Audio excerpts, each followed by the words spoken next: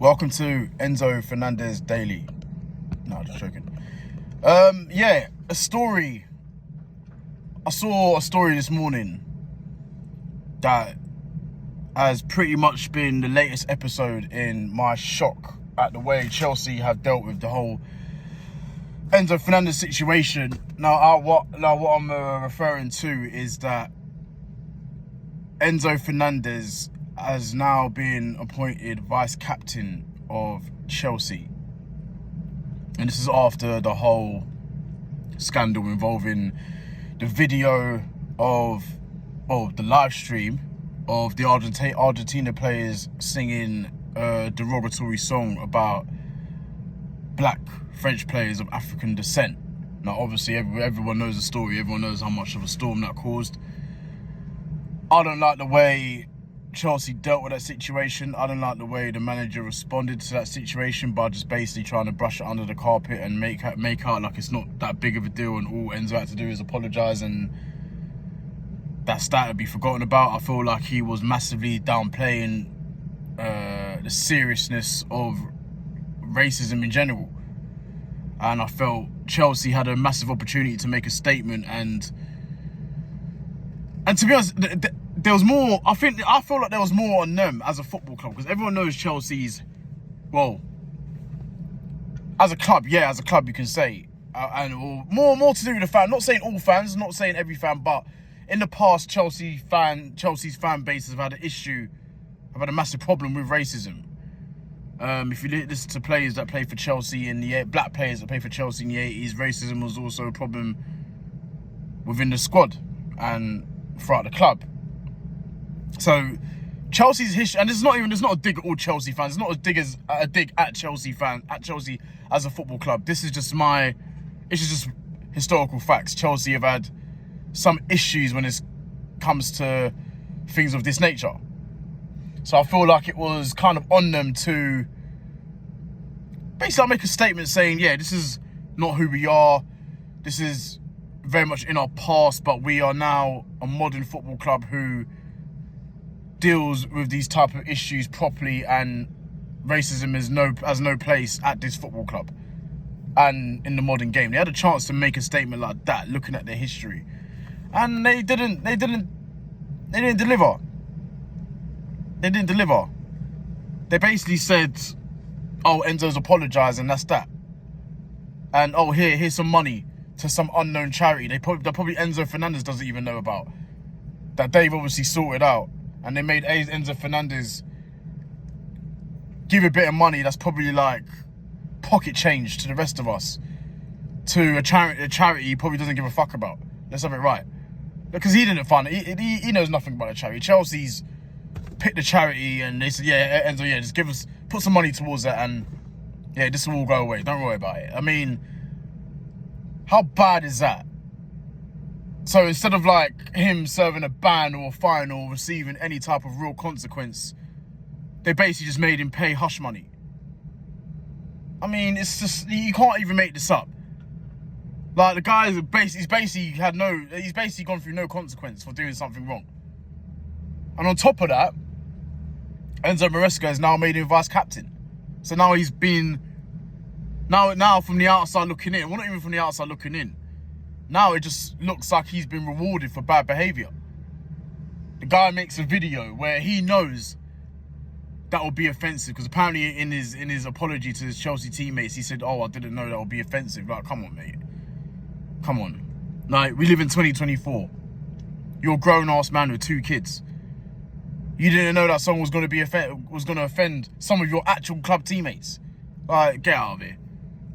And then on top of that, Enzo Maresca makes him vice captain. And then a further kick in the teeth, he says it's because Enzo Fernandez is respected.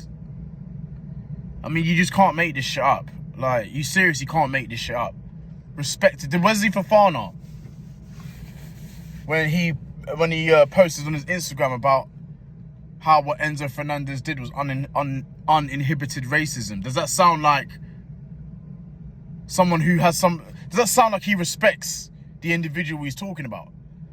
And it kind of seems to me like, and I get this from like Reece James's press conference, it kind of seems like those players, those black French players in question have been kind of forced to accept his apology, or coerced into accepting his apology. And I feel like what the club and Enzo Maresca have said to the players is that, all right, we know what you did was wrong, but for the sake of the team, can you just accept his apology so we can all move on from this, so we don't have to deal with the situation and deal with the media and press? That's what it seems like to me. I mean, you can't say he's like Enzo Fernandez is a respected member of that Chelsea team after what he done.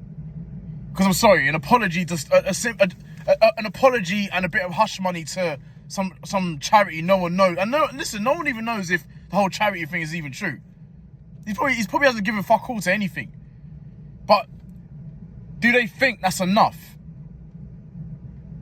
Do they think just saying sorry and giving money to some unknown charity is enough to like rectify the situation and all of a sudden people respect him again? No, it's not. So that to me, that just sounds like complete bullshit about he's respected. How is he respected? How can he be respected? Like, if this was like a few years down the line and there's been no incident since, then yeah, I can understand the change of perception of him. But this situation has happened in the last couple of months. So how can he all of a sudden be respected? Listen, that Enzo, even on the pitch, he hasn't impressed me at all. Like, I look at Chelsea, and I know it's pre-season, but I look at how they've been performing, I look at their style of football and the goals they've been conceding. This guy won't last 6 weeks. He will be the first manager sacked in the season. And I'm not just saying this because I don't particularly like the guy, but I don't know, nothing about him on and off the pitch has impressed me. I just feel like he's just out of his depth. He doesn't know what he's doing. This is a guy that got sacked from Parma after like 12 games. He took Leicester City up. And listen, like, Leicester City very nearly blew it last year. They had the best team in the Championship by a country mile, and they very nearly missed out on automatic promotion. Let's not forget that. They didn't like ultimately they done well, they finished top of the Championship, but they didn't have it all their own way when they probably should have. So this guy hasn't really got the credentials to lead Chelsea to where they want to be. But yeah, I just feel like the decision to make him vice captain after what he done. I mean, what's that saying to the players that he insulted? The French players that he insulted in the team. Well, what's that saying to them? I don't know. I don't get what he's trying to achieve here. I get that he probably wants to get the big players like Enzo Fernandez, who cost 100 million. I get that he wants him on side, he wants him on board or whatever, but to make him vice captain and then say, like, because he's a respected member of the team, I just feel like you're just showing a lack of respect to the players that he insulted. Because if I was Wesley Fofana or Axel Disasi or anything like that, I'd be thinking, so what, is this the reward? Is this the outcome of everything? He gets rewarded by being our vice captain after what he did. I mean, Enzo Fernandez should be just keeping his head down, getting on with it, staying out of the way. He shouldn't be made vice captain after filming a song with him singing a song that's racially offensive to his teammates. I just don't get the thought process about I don't understand. I don't understand it. Well, fair enough, you don't want to punish him or do anything or give him any or make him face any real consequence for what reason, I don't know. But you don't go and make the guy a vice captain. I mean, like, you're rewarding him for being racist. Nothing surprises me about that football club. I mean, get them in the bin 100% all day. I mean, they're just a joke of a club in every sense of the word. And I honestly think they get away with murder. Or some of the stories that come out of that place over the last 10 years, or even probably more than that. I mean, I can't think of a more unlikable sporting organisation than Chelsea Football Club for a number of reasons. And this is just another item on the agenda. It's just, I don't know, man. It just made me sick that they made him vice captain. That guy, that gaffer, Enzo Maresca, I don't know who he is. I don't know where he's come from, but he just doesn't have a clue. Like, I'd say he's an industry plant, but you have to be good at your job to be an industry plant. I can already see he's not going to be good at his job. So I don't know where he's come from. He's just a bonehead. Anyway, yeah, enough of me ranting about Enzo Fernandez. I don't want to make another video about that idiot.